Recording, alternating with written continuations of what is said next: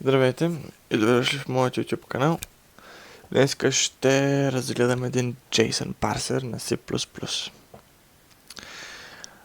Идеята на този JSON парсер е да работи с JSON файлове и да може да прави промени върху тях, да ги модифицира и после да ги запазва. Да запазва тези промени, които е направил. И това е нашият main файл, main CPP, в който инклюдваме всичките ни нужни библиотеки и нашият код, който сме писали в други файлове също. Идеята на този main CPP файл е да единствено и само да екзекютне цялата програма. Това е ролята му и за това по-голямата част от логиката не е вътре в него. И може би заради това 18 реда. Сега, как работят тези инклюдове и защо ни трябват?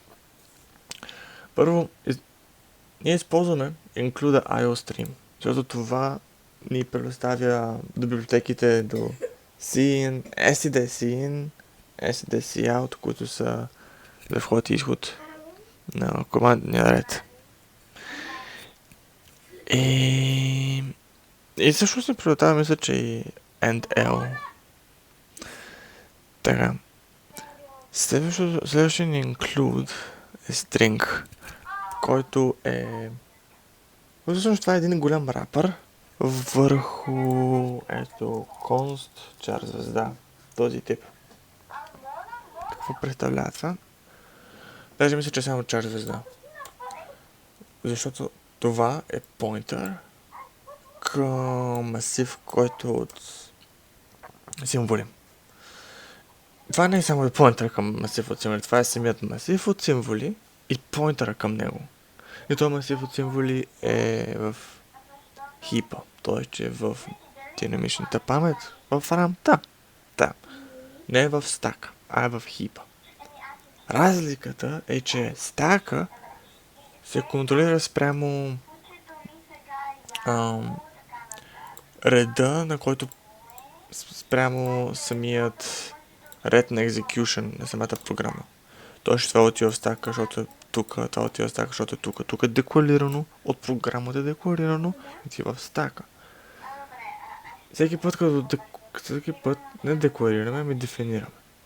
Това има разлика. Декларираме, когато казваме, че съществува, обаче не казваме какво е. А дефиниция казваме, че това нещо, което съществува, всъщност има функционалност. И ето е функционалността.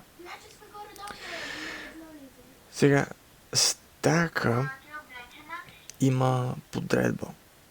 Хипа не. Това е сигурно повече от вас да го чували, но всъщност какво означава това? Е, че когато функцията е execute, това е подредена инструкция по инструкция, която компютър трябва да execute. И стака просто самите променливи и всичко, което се създава по време на екзекютване, а хипа е просто това, което не е нужно да има ордер, мисля, не е нужно да е подреден и там просто се струват по-хаотични неща. Но и двете са на рънта, защото няма къде другаде да отидат. Така... Сега отиваме напред. Fstream. И този Fstream, какво прави, е, че това е файл стрим. Идеята му е, че чете, обработва файлове, създава файлове и така нататък. Stream. Това е string стрима. За какво ми е, като имам този string? Всъщност това е рапър само за един обект. String. А това е библиотека, която обработва стрингове. Тоест, че за да пишеш няколко for цикъла или while цикъла, за да намериш някаква стойност или да вземеш точно правилната стойност, която ти търсиш, можеш да го направиш с string стрима отделно. Компилацията техния код се пейства в един голям файл. Също с нашия код тук. JSON CPP2 е за обработване само единствено на JSON файлове. Не на JSON файлове, ами на JSON информация, данни, стринг. Това файл, CPP, е за обработване на файлове само. Тоест ще пишем, четем, създаваме файлове от него. А горното обработваме самия JSON, който взехме от тези файлове. Менюто, това е юзер интерфейса, който ни позволява да пишем команди и всъщност да ползваме функционалността на тези файла. И за това ние създаваме тук два обекта. Този файл менеджер е клас от файл CPP. И JSON parser е също клас от JSON CPP. И менюто ползва тези два класа. И той използва адреса. Техният адрес. Защото ние искаме, като ги рънваме, тези класове всъщност се модифицират, защото менюто като екзекютне тази команда, всъщност тя отива в този клас и прави това, което е нужно да се направи. Тоест прави това, което команда им казва да направи. И ето сега тук в този безкрайен цикъл while true имаме, че екзекютваме команда. На нас ни трябва команд. Този команд по-късно ще видим, това е един struct. И взимаме тази команда от getCommand. Той върши такава команда и взима инпута. Този input е самия string, самата команда, която е като... Ще направя коментар. Open и тук ще бъде файла, примерно ще бъде example.json, защото тук имаме example.json. Това нещо ще каже, окей, командата ти е open, първият ти аргумент е example.json. Спойлер, има втори аргумент, но после ще го видим. И това нещо го превръща в struct. Менюто го превръща в struct от ето тук, от getCommand. И го пасва на execute команда, да се екзекютне. А това get input е всъщност много добре, че е отделна функция, защото get input в момента е само конзолно. Тоест, че имаме нашият input string, getLine, това е от string библиотека. GetLine какво изисква? Връща input stream. Изисква това. Char traits. Де факто изисква стрима, от който ще го инпутнеш, от който ще четеш този инпут и изисква самият output. Това е най-добрият начин да се каже. Тоест, че ще прочете това и ще го сложи тук. Другата алтернатива вместо това е се използва stdcin.getLine. Да, и тук вече имаме самия поинтер, иска самия поинтер към стринга, за да може да пише в него. Ами тук ще напиша input. Да, тук това не е поинтер задължително, това даже е локална променлива. Обаче като аргумента е поинтер, тогава той автоматично компайлер ще го конвъртне това към адреса и така нататък. И това е просто колко да го чете. Големината, колко да чете от инпута и да го слага да го чете от scene и да го слага в инпута. За колко керактери да го прави това и после спира. Сега, това е червено, защото наистина трябва да е чар звезда. Да. Точка дата, между другото, ми дава точно това. Самия поинтер към целия масив. от стрингове. Иначе явно той не иска рапъра. не го обича. Но да, това нещо работи. Ще отиде, като отива да чете от син този input stream, ще input stream за два керактера. И тези два керактера ще ги сложи в този поинтер. Да, и тогава от тук надолу вече инпута ми, този string, ще има всичките тези два керактера. Вау, много са. Както и да е, това е алтернативата, но понеже не ми се занимава с големина на string, защото по принцип ще пишеме 2, 5, 6, понеже това е според мен достатъчно голямо за един инпут. Но това getLine не му трябва и всъщност той спира да чете до някакъв терминиращ символ. Което е добре. Което е още един плюс да нямаш някакъв цикъл. Бъде повече проверки и така нататък. Но да, защо това е отделно, а не е вътре тук в get command, за да се спестим просто едно извикване рекурсивно. Защото ако искаме да тестваме get command или ако искаме да парсаме някаква команда, която не е задължително да сме го взели от input стрима, за това трябва да е отделно. И това трябва да получава този input, за да може този input може да дойде от всякъде. Това искаме, а не само от едно място. И това е много добро при тестване, между другото.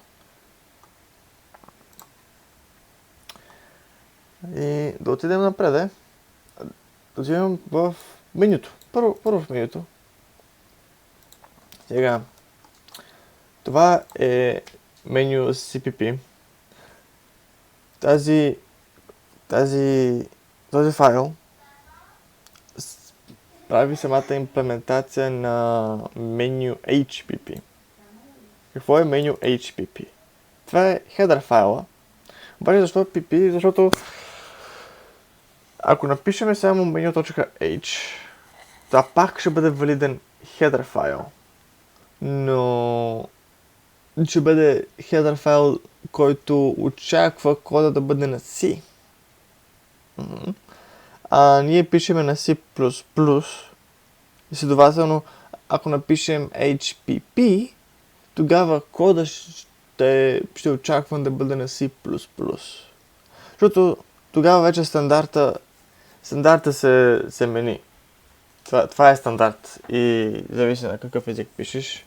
Не, че няма да поработи. Абсолютно ще поработи, защото C++ е буквално надграждане на C. И затова в някои обяви може да видите обяви за работа.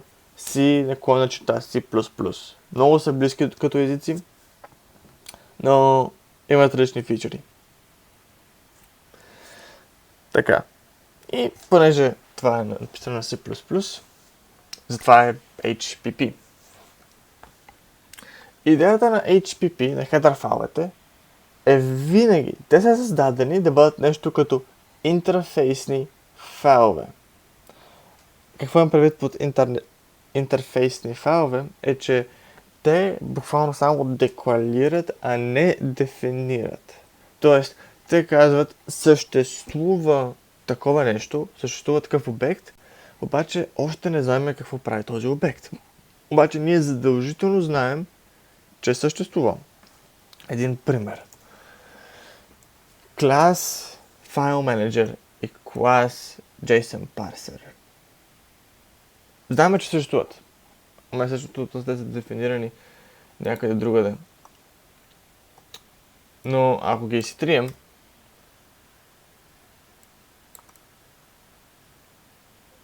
няма да се промени нещо.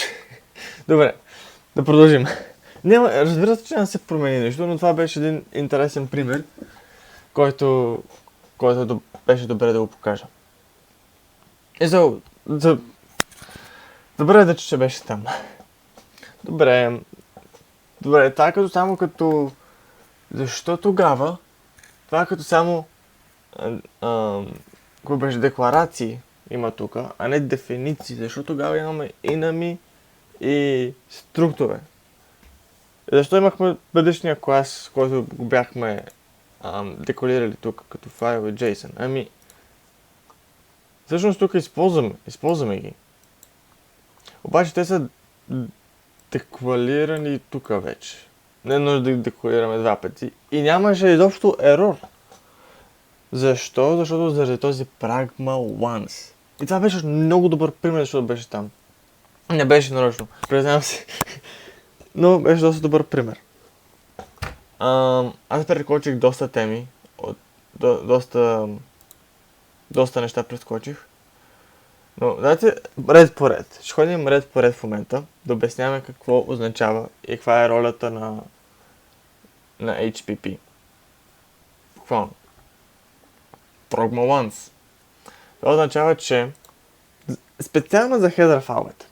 Това означава, че ако те инклюда някъде два пъти, примерно инклюдвам те в един файл и после те инклюдвам в друг файл, които са различни. Аз по-добре тук да го... Затова го отворих между този екстеншън, за да мога да рисувам. Pragma Once, да. Да кажем, ето това е нашето меню HPP. Аз всъщност имам текст, ако... Има в него Pragma Once. Това е хаштаг Добре. Това не е добре да бъде тук. Бинго. Хаштаг Pragma Once. Този меню има Pragma Once. Означава инклюдваме го в два различни файла. Тези два различни файлове представят, че са CPP файлове. CPP. Тук няма да има абсолютно никакъв конфликт, защото тук нещата, които са деколирани, ще бъдат недеколирани и следователно няма да има конфликт. Мисъл, няма да са деколирани вече в CPP, ами ще бъдат деколирани само когато го инклюднем. Също и тук. Обаче ако ние ползваме това CPP в едно друго общо, пример за това е, ако това нещо... Една аналогия ще дам сега. Ако това нещо е, да кажем, materials и това нещо има... Може ли да го дръпна?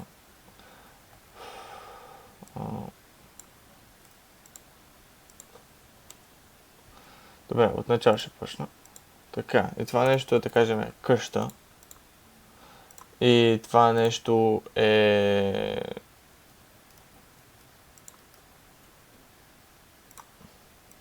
Нещо друго, което се строи, ще бъде shop.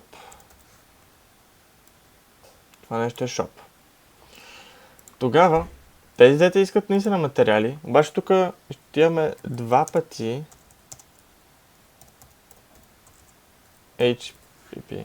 Два пъти main... Два пъти materials header, което означава, че декларираме едно и също нещо два пъти. Ами, за да не стане така и да не получим този ерор, ние слагаме Pragma Once. Задължително е това. Защото ние не знаем какво е извън този файл. Ние нямаме се на идея какъв ще бъде неговия юзич. И затова ние не можем да го предикнем. И като не можем да го предикнем, ние фиксваме ерорите, които са възможни да станат. Ето единият от тях. Това може да стане. Разбира се, инклюдваме string, защото string ще ни трябва за декларацията на тези класове и функции и така нататък. Трябва ни и също така декларацията на файл менеджера и на JSON парсера, които са в тези два header файла. Защото менюто работи с тях. Сега. този enum, всъщност, ако го напишем така, пак работи. Но според мене и това няма да навреди на никой. Въпреки, че може да бъде тук. Абсолютно много може да бъде дефинирано тук. И сега ако го направим, какво ще стане? Ще стане по този начин. Да, буквално ще стане по този начин. Което не е зле. Абсолютно не е зле, изобщо.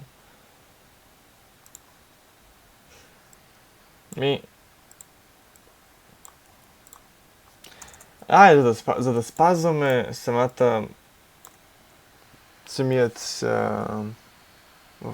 забравихме името. Добрита практика. Само го декларираме. Така и тук го дефинираме. Да. Продължаваме напред. Даже го оптимизирахме, брей. Това е добре. Сега... Не. Цъкнах бе да исках нещо.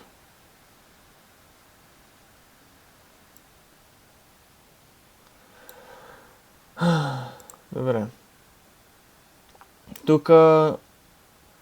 Това вече е наистина дефиниция и декларация на този клас. Но ни трябва да дефинираме този клас. За да може да кажем какви са всичките му функции. Публични и private функции.